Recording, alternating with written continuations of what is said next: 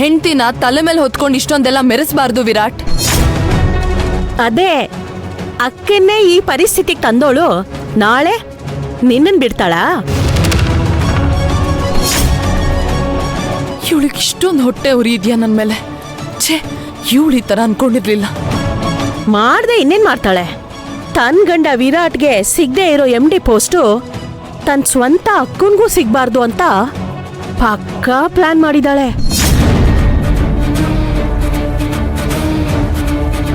ಗಂಡನ್ ಒಳ್ಳೇದಾಗ್ಲಿ ಅಂತ ಬಯಸೋದೇನೋ ಸರಿ, ಆದ್ರೆ ಸ್ವಂತ ಅಕ್ಕನ್ಗೆ ಮೋಸ ಮಾಡೋದು ಅದೆಷ್ಟು ಸರಿ? ಇವತ್ತಲ್ಲ ಅಜ್ಜಿ, ಅವಳು ವಿರಾಟ್ಗೆ ಯಾವತ್ತೋ ಮೋಸ ಮಾಡ್ಬಿಟ್ಲು. ನೀವ್ ಹೇಳ್ದಾಗೆ ಇವಳ್ದೆಲ್ಲ ಪಕ್ಕಾ ಪ್ಲಾನಿಂಗೆ. ನಾನೇನು ಪ್ಲಾನಿಂಗ್ ಮಾಡಿಲ್ಲ ಕಣೆ. ಸುಮ್ನೆ ನನ್ ಮೇಲೆ ಇಲ್ದೇ ಇರೋ ಆಪಾದನೆ ಮಾಡ್ಬೇಡ.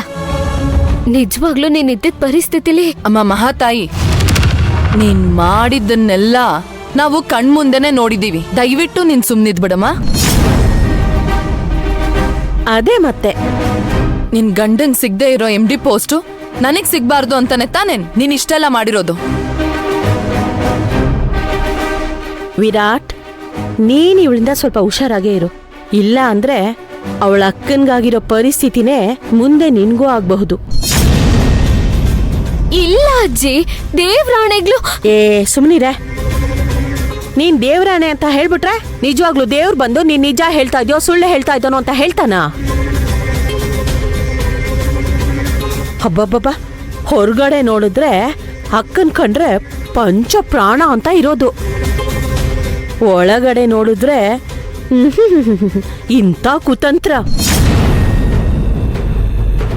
ಒಟ್ನಲ್ಲಿ ಅಕ್ಕನ್ ವಿರುದ್ಧನೇ ಏನ್ ಪ್ಲಾನ್ ಮಾಡ್ಬಿಟ್ಟೆ ಅಲ್ವಾ?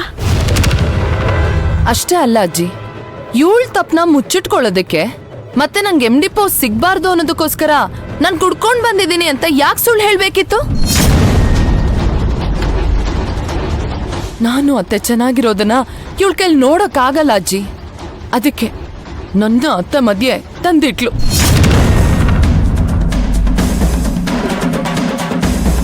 ಆ MD ಪೋಸ್ಟ್ ನನಗ್ ಸಿಗ್ಬಾರ್ದು, ವಿರಾಟಿಗ್ ಸಿಗ್ಬೇಕು ಅನ್ನೋದಕ್ಕೋಸ್ಕರ ಇಷ್ಟೆಲ್ಲ ಮಾಡಿದ್ಲು. ಇಲ್ಲ ಕಣೆ, ನಾನು ಈ ಮನೆ ಒಳ್ಳೇದಕ್ಕೇನೆ. ಮುಚ್ಚೆ ಬಾಯಿ. ಒಳ್ಳೇದಕ್ಕ ನೀನ್ ಮಾಡಿದ್ದು. ಬಂದಿದ್ ಬೋರ್ಡ್ ಮೆಂಬರ್ಸ್ ಮುಂದೆ ಅತ್ತೆಗೆ ಎಷ್ಟು ಅವಮಾನ ಆಯ್ತು ಗೊತ್ತಾ? ಅತ್ತೆ ಎಷ್ಟು ಬೇಜಾರ್ ಮಾಡ್ಕೊಂಡ್ರು ಗೊತ್ತೇನೆ?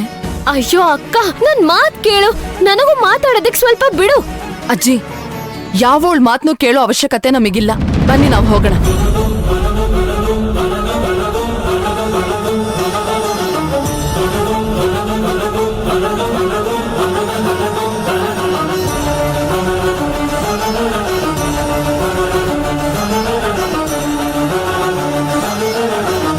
ಸಮಾಧಾನ ಮಾಡ್ಕೊಳ್ಳಿ.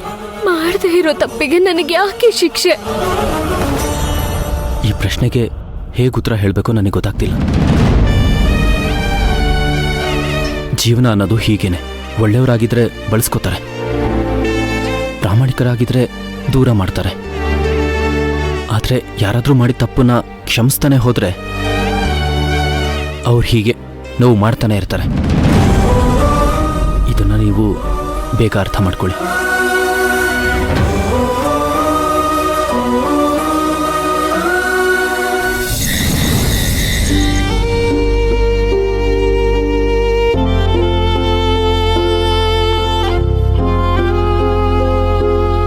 ಸಿಂಧು ಅವರೇ, ಯಾಕೆ ಇಷ್ಟೊಂದು ಯೋಚನೆ ಮಾಡ್ತಾ ಇದ್ದೀರಾ?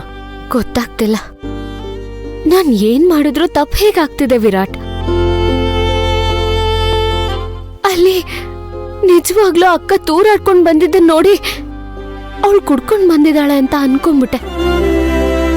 ಅದಕ್ಕೆ ಅವ್ರನ್ನ ಈ ಸ್ಥಿತಿಯಲ್ಲಿ ಯಾರು ನೋಡಬಾರ್ದು ಅಂತ ಸ್ಟೋರ್ ರೂಮಲ್ಲಿ ಕೂಡ ಹಾಕಿಟ್ರ? ಹೌದು. ಆದ್ರೆ ಅಕ್ಕ ನನ್ ಕುಡ್ದೇ ಇಲ್ಲ ಅಂತ ಹೇಳ್ದಾಗ್ಲೇ ನನಗೂ ಗೊತ್ತಾಗಿದ್ದು. ನಿಶಾನು ಹಾಗೆ ಹೇಳಿದ್ಲು.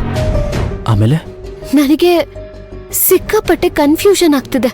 ಅಕ್ಕ ಕಾರಿಂದ ಇಳಿಬೇಕಾದ್ರೆ ತೂರಾಡ್ಕೊಂಡ್ ಬಂದ್ಲು. ನಾನ್ ಸ್ಟೋರ್ ರೂಮಲ್ಲಿ ಕೂಡಾಕಿದ ತಕ್ಷಣ ಅದ್ ಹೇಗ್ ನಶೆ ಇಳಿತು? ಹಾಗಾದ್ರೆ ಭವಾನಿ ಅದಕ್ಕೆ ಅವರು ಕುಡ್ದಿಲ್ಲ ಅಂತ ಹೇಳ್ತಿದ್ದೀರಾ? ನನಗೀಗ ಹಾಗನ್ನಿಸ್ತಾ ಇದೆ. ಸಿಂಧು ಅವರೇ, ನಂಗೊಂದು ಮಾತು ನಿಜ ಹೇಳ್ತೀರಾ ಸಿಂಧು ಅವರೇ? ಆಗ ಸುಳ್ಳು ಹೇಳಿದ್ದು ನಿಜ, ಆದ್ರೆ ಈಗ ಯಾವ ವಿಷಯನೂ ನಿಮ್ಮಿಂದ ಮುಚ್ಚಿಟ್ಟಿಲ್ಲ ವಿರಾಟ್. ಅದ್ರ ಬಗ್ಗೆ ಈಗ ಯಾಕೆ ಮಾತು? ನಾವು ಅದನ್ನ ಮೀರಿ ಈಗ ತುಂಬಾ ಮುಂದೆ ಬಂದ್ಬಿಟ್ಟಿದೀವಿ. ವಿರಾಟ್, ನನಗೆ ಅರ್ಥ ಆಗ್ತಿಲ್ಲ. ಅರ್ಥ ಆಗೋ ಹಾಗೆ ಹೇಳ್ತೀನಿ. ಅಜ್ಜಿ ಅತ್ತಿಗೆ ಹೇಳ್ದಂಗೆ ನನಗೆ ಸಿಗ್ಬೇಕಾಗಿರೋ MD ಪೋಸ್ಟು ಭವಾನಿ ಅತ್ತಿಗೆಗೆ ಸಿಕ್ತು ಅನ್ನೋ ಉದ್ದೇಶಕ್ಕೇನಾದ್ರೂ ನೀವು ಅತ್ತಿಗೆನ ಸ್ಟೋರ್ ರೂಮಲ್ಲಿ ಕೂಡ ಕೂದ್ರ? ನನ್ನ ಗಂಡನ ಪೋಸ್ಟು ಯಾರಿಗೂ ಸಿಗಬಾರ್ದು ಅನ್ನೋ ಹಠನ? ವಿರಾಟ್, ಅದು ನನಗೋಸ್ಕರ ಇಷ್ಟೆಲ್ಲ ಮಾಡಿದ್ದು ಅಂತ ಹೇಳಿ ಸಿಂಧು ಅವರೇ.